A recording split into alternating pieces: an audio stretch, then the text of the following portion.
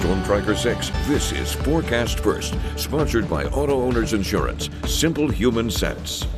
Out on our Hillsdale camera, there's that sunrise giving us a nice pop of pink in the sky. It's going to be a dry start to the day, but by the end of it, it'll look very different. We are still seeing storms trending our way. Ahead of it, we just have some clouds, but that moisture is definitely noticeable. You can see that line over in Iowa and a little precursor line actually over in Wisconsin and Illinois. We'll track both of them coming up as 6 News This Morning continues. WLNS is here for you, celebrating 75 years of bringing you the news with 6 News This Morning.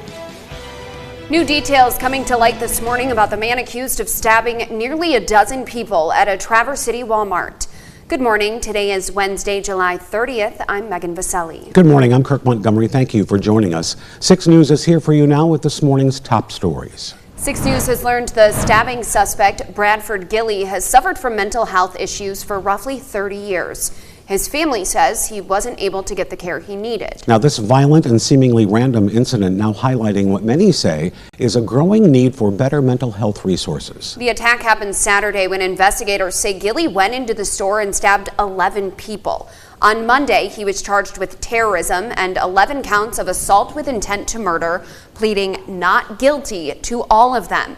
And now the president of the National Alliance on Mental Illness is speaking out, saying incidents like this happen when behavioral health needs are not addressed properly. People are slipping through the cracks. There's just not enough access. People don't know where to turn to.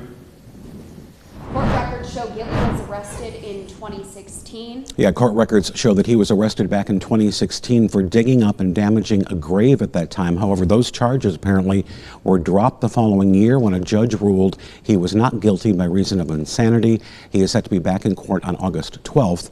Meanwhile, health officials say 2 of those stabbing victims remain in serious condition.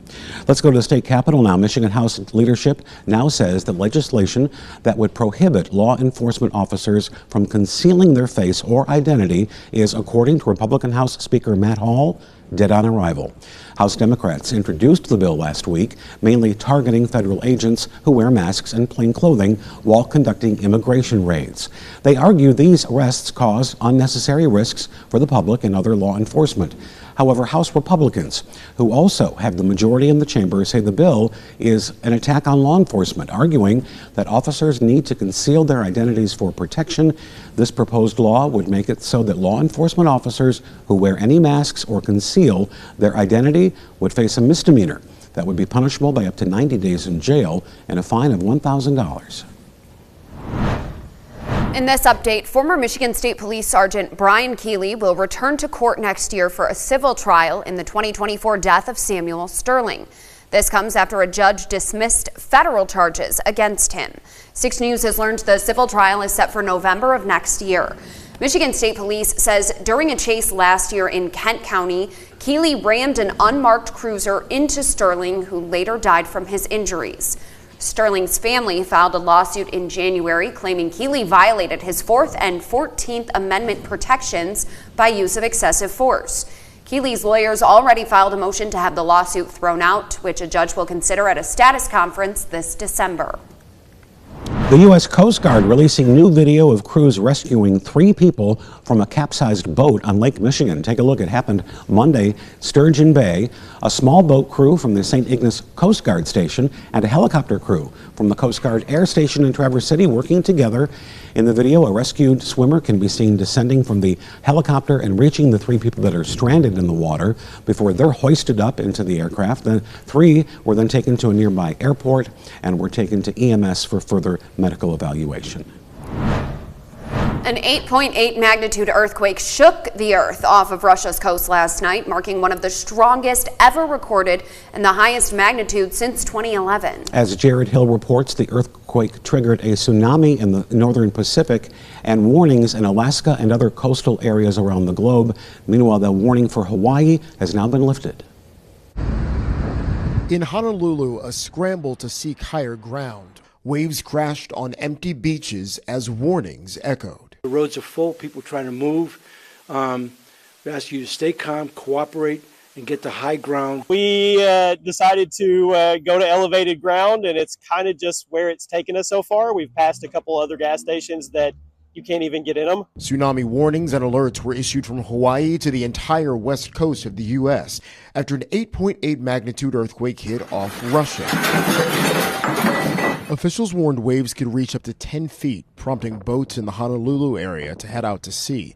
After night fell, there was isolated flooding and areas where the water had receded. So far, we have not seen a wave of consequence, which is great relief to us. Hours earlier, a tsunami more than a foot high was detected in over a dozen parts of Japan. Officials warned bigger waves are possible. Some people sought safety on the tops of buildings. The massive earthquake that triggered the waves shook furniture in far eastern Russia. Emergency responders rushed to a damaged kindergarten after the front of the building collapsed. No children were reportedly inside. Jared Hill, CBS News. From Storm Tracker 6, this is Weather on the Sixes, sponsored by Auto Owners Insurance. Simple human sense.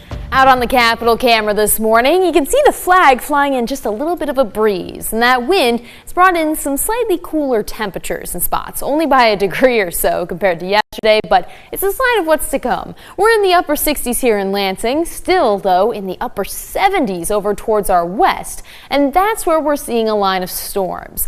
That cell that's trending towards Chicago has rainfall estimated totals of around 3 to 4 inches an hour. That is a gully washer, and we're going to have that move towards our side of the lake later in the day. So heavier rain moving in tonight, but in the meantime, we're starting out dry.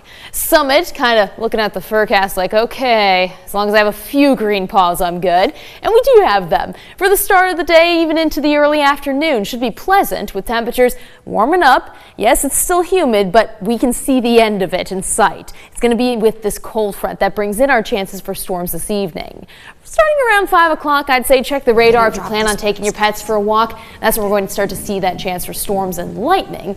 And with rainfall rates of 3 to 4 inches an hour, you do not want to be outside in that. That's pummeling you. Yeah, that is intense. It's like punches from the sky. At least you two will hopefully sleep well. Nah, That'll wake me up. never. What's going on? I'm looking Is it a forward hurricane? to Friday. Yeah. I'm looking forward to Friday. And Saturday and And Saturday, that's Sunday. true. That's Good Thank weather you, Katie. finally. All right, thanks, Katie. Still ahead, the rare black rhino at Potter Park Zoo, now under 24/7 medical care. We'll explain why in our What's on the Web segment. Your time is 6:38. We'll be right back.